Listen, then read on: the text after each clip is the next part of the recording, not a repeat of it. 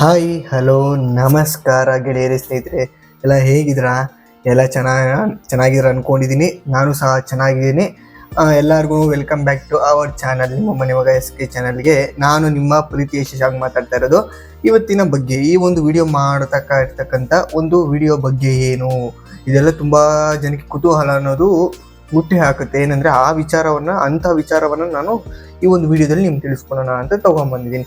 ಏನು ಆ ವಿಚಾರ ಅಂತಂದರೆ, ಮೊದಲನೇದಾಗಿ ಆ ಒಂದು ವಿಚಾರ ಏನಂತಂದರೆ, ಹನುಮಂತನನ್ನು ಸ್ತ್ರೀ ರೂಪದಲ್ಲಿ ಪೂಜಿಸ್ತಕ್ಕಂಥದ್ದು ಅಂತಂದ್ಬಿಟ್ಟು ಸುಮಾರು ಜನಕ್ಕೆ ಗೊತ್ತಿಲ್ಲ. ಬಟ್ ಅದೆಲ್ಲ ಒಂದು ಕಡೆನೂ ಇಲ್ಲ, ಬಟ್ ಒಂದೇ ಒಂದು ಕಡೆ ಇರೋದು. ಅದು ಎಲ್ಲಿ ಮತ್ತು ಹೆಂಗೆ ಆ ಒಂದು ಹನುಮಂತ ಸ್ತ್ರೀ ರೂಪದಲ್ಲಿ ಪೂಜಿಸ್ತಕ್ಕಂಥದ್ದನ್ನು ಹೆಂಗೆ ಅದು ಉದ್ಭವ ಆಯಿತು, ಹೆಂಗೆ ಪ್ರತಿಷ್ಠಾಪನೆ ಆಯಿತು, ಮತ್ತು ಯಾರು ಮಾಡಿದ್ರು, ಎಷ್ಟು ವರ್ಷಗಳ ಹಿಂದೆ ಮಾಡಿದ್ರು ಅನ್ನೋದ್ರ ಬಗ್ಗೆ ಎಲ್ಲನೂ ಈ ಒಂದು ವಿಡಿಯೋದಲ್ಲಿ ನಿಮ್ಗೆ ತಿಳಿಸ್ಕೊಡೋಣ ಅಂತ ಅಂದ್ಬಿಟ್ಟು ಈ ಒಂದು ವಿಡಿಯೋ ಮಾಡ್ತೀನಿ. ಇದ್ರ ಬಗ್ಗೆ ಎಲ್ಲನೂ ಮುಂದೆ ತಿಳ್ಕೊತ ಹೋಗೋಣ ಬನ್ನಿ. ಮೊದಲನೇದಾಗಿ ಏನು ಅಂತಂದರೆ, ಹನುಮಂತನ ನಾವು ಎಲ್ಲರೂ ಪೂಜಿಸ್ತಕ್ಕಂಥವ್ರು ತುಂಬ ಯಥೇಚ್ಛವಾಗಿ ನಮ್ಮ ಭಾರತ ದೇಶದಲ್ಲಿ ಇರ್ತಕ್ಕಂಥದ್ದು. ಹನುಮಂತನ ವಿಗ್ರಹವನ್ನು ಜಾಸ್ತಿ ಜನ ಪೂಜೆ ಮಾಡ್ತಾರೆ. ನಮಗೆಲ್ಲ ಗೊತ್ತಿರ್ತಕ್ಕಂಥದ್ದು ಹನುಮಂತ ಬಂದ್ಬಿಟ್ಟು ಶ್ರೀರಾಮನ ಭಕ್ತ ಅಂತಕ್ಕಂಥದ್ದು ನಮ್ಮೆಲ್ಲರಿಗೂ ಗೊತ್ತಿದೆ. ಅದೇ ರೀತಿಯಲ್ಲಿ ಹನುಮಂತ ದೇವಾಲಯ ಸುಮಾರು ಹಲವಾರು ಕಡೆ ಎಲ್ಲ ಪೂಜೆ ಮಾಡ್ತಾರೆ. ಎಲ್ಲರೂ ಯಾವ್ಯಾವ ಥರ ಪೂಜೆ ಮಾಡ್ತಾರೆ ಹನುಮಂತನ ಒಂದು ಕೋತಿಯ ರೂಪದಲ್ಲಿ ಪೂಜೆ ಮಾಡ್ತಕ್ಕಂಥದ್ದು ನಾವು ನೋಡಿದ್ದೀವಿ, ಕೇಳಿದಿರಿ ಸಹ ಹನುಮಂತನನ್ನು. ಅದೇ ರೀತಿಯಲ್ಲಿ ಏನಪ್ಪ ಇದು ಸ್ತ್ರೀ ರೂಪದಲ್ಲಿ ಇರ್ತಕ್ಕಂಥ ಹನುಮಂತನ ಪೂಜೆ ಮಾಡ್ತಾ ಇದ್ದಾರೆ ಅಂತೆಲ್ಲರಿಗೂ ಒಂದು ಆಶ್ಚರ್ಯ ಹುಟ್ಟಿರ್ತಕ್ಕಂಥ ಒಂದು ವಿಚಾರ ಇದು. ನಾನು ಒಂದು ವಿಡಿಯೋ ಮಾಡೋಕ್ಕೆ ಮುಂಚೆ ಅದ್ರ ಬಗ್ಗೆ ತಿಳ್ಕೊಬೇಕು, ನನಗೆ ಆಶ್ಚರ್ಯ ಆಗೋಯ್ತು. ನಾನೇನೆ ಏನಪ್ಪ ಇದು ಹನುಮಂತನ ಸ್ತ್ರೀ ರೂಪದಲ್ಲಿ ಪೂಜೆ ಮಾಡ್ತಾರಾ? ಎಲ್ಲರೂ ನಾವು ನೋಡಿರೋದು ಹನುಮಂತನ ಒಂದು ಬ್ರಹ್ಮಚಾರಿ ಅಂತ ರೂಪದಲ್ಲಿ ಪ್ಲಸ್ ಅದ್ರ ಜೊತೆಗೆ ಹನುಮಂತ ಒಂದು ಅದೇ ಹೇಳಿದಾಗ ಕೋತಿ ರೂಪದಲ್ಲೋ ಇಲ್ಲ ವಿಗ್ರಹ ರೂಪದಲ್ಲಿ ಮಾಡ್ತಕ್ಕಂಥ ನಾವೆಲ್ಲ ನೋಡಿದ್ರಿ. ಇಲ್ಲಿರ್ತಕ್ಕಂಥ ಸರೌಂಡಿಂಗಲ್ಲಿ ನಾವು ದೇವಸ್ಥಾನಗಳಲ್ಲಿ ಸ್ತ್ರೀ ರೂಪದಲ್ಲಿ ನಾವು ಎಲ್ಲಿ ನೋಡಿಲ್ಲ, ಎಲ್ಲಿನೂ ನಾವು ಕೇಳೇ ಇಲ್ಲ ಅಂತ ವಿಚಾರವನ್ನು ನಾನು ಈ ಒಂದು ವಿಡಿಯೋದಲ್ಲಿ.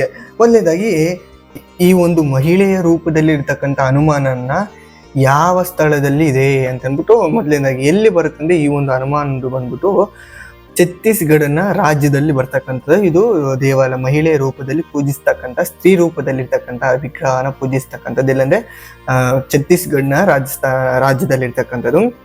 ಅದೇ ರೀತಿಯಲ್ಲಿ ಈ ಒಂದು ಹನುಮಾನ್ ದೇವಸ್ಥಾನ ಬಂದ್ಬಿಟ್ಟು ಇಡೀ ನಮ್ಮ ದೇಶದಲ್ಲಿ ಪ್ರಪಂಚದಲ್ಲಿ ಏಕೈಕ ದೇವಸ್ಥಾನ ಆಗಿರ್ತಕ್ಕಂಥದ್ದು ಈ ಒಂದು ಸ್ತ್ರೀ ಅಂದರೆ ಮಹಿಳೆಯ ರೂಪದಲ್ಲಿ ಇರ್ತಕ್ಕಂಥ ಹನುಮಾನನ ಒಂದು ದೇವಸ್ಥಾನ ಯಾವ ಒಂದು ರಾಜ್ಯದಲ್ಲಿ ಇದೆ ಅಂತಂತಂದ್ರೆ, ಈ ಒಂದು ಛತ್ತೀಸ್ಗಢ ಅನ್ನೋ ಒಂದು ರಾಜ್ಯದಲ್ಲಿ ಈ ಒಂದು ಸ್ತ್ರೀ ರೂಪದಲ್ಲಿ ಪೂಜೆನ ಅಂದರೆ ಹನುಮಾನ್ ಪೂಜೆ ಮಾಡ್ತಕ್ಕಂಥದ್ದು ಇಲ್ಲಿ ಛತ್ತೀಸ್ಗಢಲ್ಲಿ ಇರ್ತಕ್ಕಂಥದ್ದು. ಅದೇ ರೀತಿಯಲ್ಲಿ ಈ ಒಂದು ಹನುಮಾನಿನ ದೇವಸ್ಥಾನ ಬಂದ್ಬಿಟ್ಟು ಇಡೀ ವಿಶ್ವಕ್ಕೆ ಏಕೈಕ ದೇವಸ್ಥಾನ ಆಗಿರ್ತಕ್ಕಂಥದ್ದು ಈ ಒಂದು ಸ್ತ್ರೀ ಹನುಮಾನ್ ದೇವಸ್ಥಾನ ಅಂತಂದ್ಬಿಟ್ಟು.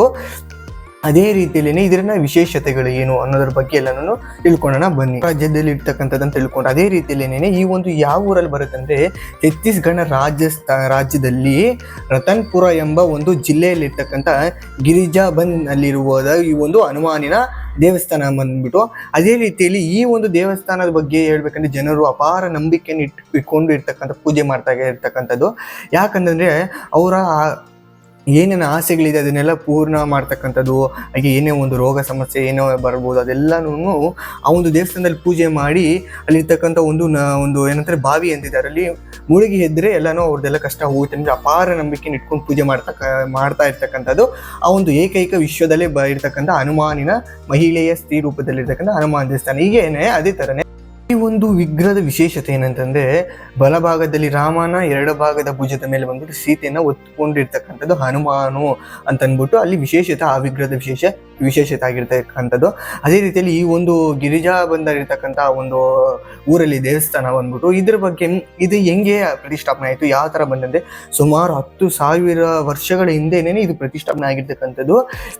ಈ ಒಂದು ದೇವಸ್ಥಾನ ಹೆಂಗೆ ಅಂತಂದರೆ, ಈ ಒಂದು ರಾಜ್ಯ ಇರ್ತಕ್ಕಂಥ ಒಂದು ಆವಾಗ ಎಲ್ಲ ರಾಜರ ಆಳ್ವಿಕೆ ಇರ್ತಲ್ಲ, ಅದೇ ರೀತಿಯೇ ಈ ಒಂದು ಪೃಥ್ವಿ ದೇವರಾಜ್ ಅಂತ ಅಂದ್ಬಿಟ್ಟು ಒಂದು ರಾಜ್ಯ ಇರ್ತಕ್ಕಂಥವ್ರು ಆ ಒಂದು ರಾಜ್ಯವರು ಪ್ರತಿಷ್ಠಾಪನೆ ಮಾಡಿದ್ರು. ಹೆಂಗೆ ಅವರು ಪ್ರತಿಷ್ಠಾಪನೆ ಮಾಡಿದೆ ಅಂತಂದರೆ, ಆ ಒಂದು ಪ್ರತಿಷ್ಠಾಪನೆ ಬಂದ್ಬಿಟ್ಟು ಅವರ ಸ್ವಪ್ನದಲ್ಲಿ, ಯಾಕಂದರೆ ಆ ಒಂದು ರಾಜನಿಗೆ ಏನು ತುಂಬ ಕಷ್ಟ ಆಗಿರ್ತಕ್ಕಂಥ ಎಷ್ಟೇ ದುಡ್ಡಿದ್ರು ಆ ಒಂದು ಏನಂತಾರೆ ಒಂದು ಕಾಯಿಲೆ ಇರುತ್ತೆ. ಏನು ಕಾಯಿಲೆ ಅಂತಂದರೆ ಕುಷ್ಠ ರೋಗ ಅಂತ ಅಂದ್ಬಿಟ್ಟು ಒಂದು ಕಾಯಿಲೆ ಇರುತ್ತೆ ಆ ರಾಜನಿಗೆ. ಅದಕ್ಕೆ ಎಷ್ಟೇ ದುಡ್ಡು ಖರ್ಚು ಮಾಡಿ ಏನೇ ಮಾಡಿದ್ರು ಮೇಲಾಗಿರಲ್ಲ, ಅಂದರೆ ವಾಸಿ ಆಗಿರಲ್ಲ. ಆದ್ದರಿಂದ ಆ ಒಂದು ರಾಜನಿಗೆ ಒಂದು ಮಲಗಿರೋ ಟೈಮಲ್ಲಿ ಒಂದು ಕನಸು ಬರುತ್ತೆ. ಏನಂತಂದರೆ ಆತನ ವಿಗ್ರಹವನ್ನು ಪ್ರತಿಷ್ಠಾಪನೆ ಮಾಡಿ ಆತನಿಗೆ ದೇವಸ್ಥಾನ ಕಟ್ಟಿಬಿಟ್ಟು ನನಗೆ ಪೂಜೆ ಮಾಡಿ ಅಲ್ಲಿ ಒಂದು ಬಾವಿ ಒಂದು ತೋಡ್ಬಿಟ್ಟು ನೀನು ಅಲ್ಲಿ ಇರ್ತಕ್ಕಂಥ ಅಲ್ಲಿ ನೀರು ಒಂದು ಬಾವಿಯಲ್ಲಿ ಯಾರೇ ಬಂದು ಭಕ್ತಾದಿಗಳು ಬಂದು ಆ ಒಂದು ಬಾವಿಯಲ್ಲಿ ಮುಳುಗಿ ಹೇಳಿದ್ರೆ ಎಲ್ಲರಿಗೂ ಕಷ್ಟವನ್ನು ಪರಿಹಾರ ಮಾಡ್ತೀನಿ, ಅದೇ ರೀತಿ ನಿನ್ನ ಇರ್ತಕ್ಕಂಥ ಸಮಸ್ಯೆ ನಾನು ಪರಿಹಾರ ಮಾಡ್ತೀನಿ, ನೀನು ನನಗೆ ಒಂದು ದೇವಾಲಯವನ್ನು ಕಟ್ಟಿಸ್ಕೊಡು ಅಂತ ಅಂದ್ಬಿಟ್ಟು ರಾಜನಿಗೆ ಸ್ವಪ್ನದಲ್ಲಿ ಅಂದರೆ ಕನಸಲ್ಲಿ ಬಂದು ಹನುಮಾನ ಹೇಳ್ತಾನೆ. ಅದೇ ರೀತಿಯಲ್ಲಿ ರಾಜನೂ ಬೆಳಗ್ಗೆ ಆಗ್ತಲೇ ಎದ್ದು ಆ ಒಂದು ಸ್ವಪ್ನ ಬಂದಿರ್ತಕ್ಕಂಥದ್ದು ಅದನ್ನೆಲ್ಲನೂ ಅಲ್ಲಿರ್ತಕ್ಕಂಥ ಒಂದು ಪುರೋಹಿತರಿಗೆ ಎಲ್ಲರಿಗೂ ತಿಳಿಸಿ ಆ ಒಂದು ಏನೇನು ಬೇಕು ಕಾರ್ಯನ ಸಿದ್ಧತೆ ಮಾಡ್ಕೊತಾರೆ. ಆ ಒಂದು ಜಾಗ ಆಗಿರ್ಬೋದು, ಅದು ಏನೇನು ಬೇಕೋ ಅದೆಲ್ಲ ಸಿದ್ಧತೆ ಮಾಡ್ಕೊತಾ ಇರ್ತಾರೆ. ಇನ್ನು ಕೆಲವೇ ದಿನಗಳಲ್ಲಿ ಒಂದು ಪ್ರತಿಷ್ಠಾಪನೆ ಮಾಡಬೇಕಾಗಿರ್ತಕ್ಕಂಥದ್ದು ಒಂದು ವಿಗ್ರಹನ. ಆ ವಿಗ್ರಹ ಎಲ್ಲಪ್ಪ ತರೋದು ಅಂದ್ಬಿಟ್ಟು ರಾಜ ಯೋಚನೆ ಮಾಡ್ತಾ ಇರ್ತಾನಂತೆ. ಆ ರಾಜ ಯೋಚನೆ ಮಾಡ್ತಾ ಇರ್ತಕ್ಕಂಥ ಟೈಮಲ್ಲಿ ಒಂದು ದಿನ ಮಲ್ಕೊಂಡಿರ್ತಾನೆ. ಅಂದರೆ ಆ ಸಮಯದಲ್ಲಿ ಏನಾಗುತ್ತೆ ಅಂದರೆ ಆತನಿಗೆ ಮತ್ತೆ ಇನ್ನೊಂದು ಸ್ವಪ್ನ ಅಂದರೆ ಇನ್ನೊಂದು ಕನಸು ಬೀಳುತ್ತಂತೆ ಹನುಮಾನಂದ. ಏನಂತಂದರೆ ನಿನ್ನ ಒಂದು ಇರ್ತಕ್ಕಂಥ ಒಂದು ಸ್ಥಳದಲ್ಲಿ ಪಕ್ಕದಲ್ಲಿ ಒಂದು ಮಡಿಕೆಯಲ್ಲಿ ಒಂದು ದೊಡ್ಡದರಲ್ಲಿ ನನ್ನ ವಿಗ್ರಹ ಇದೆ, ಆ ವಿಗ್ರಹನೇ ನೀನು ಪ್ರತಿಷ್ಠಾಪನೆ ಮಾಡಬೇಕು, ಅವಾಗೆ ನಿನಗಿರ್ತಕ್ಕಂಥ ಈ ಕಾಯಿಲೆಯನ್ನು ನಾನು ವಾಸಿ ಮಾಡ್ತೀನಿ ಅಂತ ಅಂದ್ಬಿಟ್ಟು ಹನುಮಾನ ಹೇಳ್ತಾನಂತೆ. ಆ ಟೈಮಲ್ಲಿ ಸಮಯದಲ್ಲಿ ಏನು ಮಾಡ್ತಾನೆ ಅಂತಂದರೆ ಆ ಒಂದು ಬೆಳಗಾಗುತ್ತಲೇ ಮತ್ತೆ ಅದೇ ರೀತಿಯಲ್ಲಿ ಯಾರು ರಾಜ್ಯ ಇದ್ದಿ ಮತ್ತೆ ಆ ಒಂದು ಏನು ಹೇಳಿದ್ದು ಒಂದು ಸ್ವಪ್ನದಲ್ಲಿ ಅದೇ ರೀತಿಯಲ್ಲಿ ಹೋಗ್ತಾನೆ. ಅಲ್ಲಿ ನೋಡ್ತಾನೆ, ಆಶ್ಚರ್ಯ ಆಗೋಗುತ್ತೆ. ಏನಕ್ಕೆ ಆಶ್ಚರ್ಯ ಆಗುತ್ತೆ ಅಂತಂದರೆ ಆ ಒಂದು ಹನುಮಾನ್ ಎಲ್ಲರೂ ನಾವು ನೋಡಿರ್ತಕ್ಕಂಥದ್ದು ಒಂದು ಬ್ರಹ್ಮಚಾರಿ ಅನ್ನೋ ರೀತಿಯಲ್ಲಿ ನೋಡಿರ್ತೀರಿ, ಒಂದು ಗಂಡಸಿನ ರೂಪದಲ್ಲಿರ್ತಕ್ಕಂಥ ಹನುಮಾನ್ ನಾವು ನೋಡಿರ್ತೀರಿ.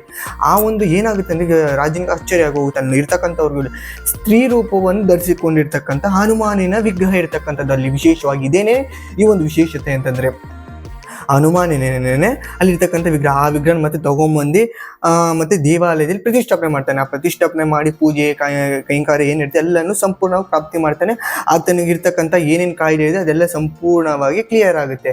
ಅದೇ ರೀತಿಯಲ್ಲಿ ಈ ಒಂದು ವಿಚಾರ ಬಂದಾಗ ಸುಮಾರು 10,000 ವರ್ಷಗಳ ಹಿಂದೆ ಇದು ಆಗಿರ್ತಕ್ಕಂಥ ಒಂದು ಪ್ರತಿಷ್ಠಾಪನೆ. ಇವಾಗೂ ಸಹ ಒಂದು ಛತ್ತೀಸ್ಗಢ ಅಂತ ಇರ್ತಕ್ಕಂಥ ರಾಜ್ಯದಲ್ಲಿ ಹೋಗ್ಬಿಟ್ಟು ಯಾರೇ ಆಗಿರ್ಬೋದು ಅವರ ಕಷ್ಟಗಳು ಏನೇನು ರೋಗ ಇದೆ ಅದನ್ನು ಪರಿಹಾರ ಮಾಡ್ಕೊಬೇಕಂತಂದರೆ ಅಲ್ಲಿ ಹೋದರೆ ತುಂಬ ಪರಿಹಾರ ಆಗುತ್ತೆ ಅಂತ ಅಂದ್ಬಿಟ್ಟು ಎಲ್ಲರೂ ಒಂದು ಪುರಾಣದಲ್ಲಿ ಎಲ್ಲ ಬರ್ದಿರ್ತಕ್ಕಂಥದ್ದು ಅದು ವಿಶೇಷತೆ ಆಗಿರ್ತಕ್ಕಂಥದ್ದು. ಅದೇ ರೀತಿಯಲ್ಲಿ ಅಲ್ಲಿ ಒಂದು ಬಾವಿ ಅಂತಕ್ಕಂಥದ್ದು ಆ ಒಂದು ಹನುಮಾನ ಹೇಳಿರ್ತಾರಲ್ಲ, ಆ ಒಂದು ನೀರಲ್ಲಿ ಅದರಲ್ಲಿ ಇರ್ತಕ್ಕಂಥದ್ರಲ್ಲಿ ಮುಳುಗಿ ಎದ್ದರೆ ನಿಮಗೆ ಇರ್ತಕ್ಕಂಥ ಎಲ್ಲ ಕಾಯಿಲೆ ಕಷ್ಟ ಏನಿದನ್ನು ಪರಿಹಾರ ಮಾಡ್ತೀನಿ ಅಂತ ಅಂದ್ಬಿಟ್ಟು ಹನುಮಾನ ಹೇಳಿರ್ತಾರೆ. ಅದಕ್ಕೋಸ್ಕರ ಅದು ಅಷ್ಟು ತುಂಬ ವಿಶೇಷತೆಯಿಂದ ತುಂಬಿರ್ತಕ್ಕಂಥದ್ದು. ಇದೇ ರೀತಿಯಲ್ಲಿ ಹನುಮಾನನು ರಾಜನಿಗೆ ಹೇಳ್ತಾನೆ, ಇಲ್ಲಿ ಬರ್ತಕ್ಕಂಥ ಯಾರೇ ವಿಶೇಷವಾಗಿ ಯಾರೇ ಎಷ್ಟೇ ಕಷ್ಟದ ಯಾರೇ ಒಂದು ರೋಗದ ಅನಾರೋಗ್ಯದಿಂದ ಬಳಲ್ತಾ ಇರ್ತಕ್ಕಂಥವ್ರು ಯಾರೇ ಬರಲಿ ನನ್ನ ಸನ್ನಿಧಿಗೆ ಎಲ್ಲರಿಗೂ ಅಲ್ಲಿ ಬರ್ತಕ್ಕಂಥ ಭಕ್ತಾದಿಗಳಿಗೆ ಈ ಏನೋ ಕಷ್ಟಗಳೆಲ್ಲ ಪರಿಹಾರ ಮಾಡಪ್ಪ ಅಂತ ಅಂದ್ಬಿಟ್ಟು ನೀನು ಬೇಡ್ಕು ಅಂತ ಅಂದ್ಬಿಟ್ಟು ರಾಜನಿಗೆ ಹೇಳ್ತಾನೆ. ಆ ರಾಜ ಅದೇ ರೀತಿಯಲ್ಲಿ ಈ ಒಂದು ಏನೇನು ಕೆಲಸ ಇದೆಲ್ಲ ಫಿನಿಶ್ ಮಾಡಿ ಅಂದರೆ ಎಲ್ಲನೂ ಸಂಪೂರ್ಣವಾಗಿ ಮುಗಿಸಿ ಒಂದು ಪ್ರತಿಷ್ಠಾಪನೆ ಎಲ್ಲ ಆಗಿರ್ತಕ್ಕಂಥದ್ದಾದ್ಮೇಲೆ ಅದನ್ನು ಅದೇ ರೀತಿಯಲ್ಲಿ ಬೇಡ್ಕೊತಾನೆ. ಆತನ ಅಂದಸ್ಬಿಟ್ಟು ಅವಾಗೇನೇನೇನೆ ಆ ಒಂದು ಏನಿದೆ ಆತನಿಗೆ ಇರ್ತಕ್ಕಂಥ ರೋಗ ಎಲ್ಲನೂ ಕ್ಲಿಯರ್ ಆಗುತ್ತೆ.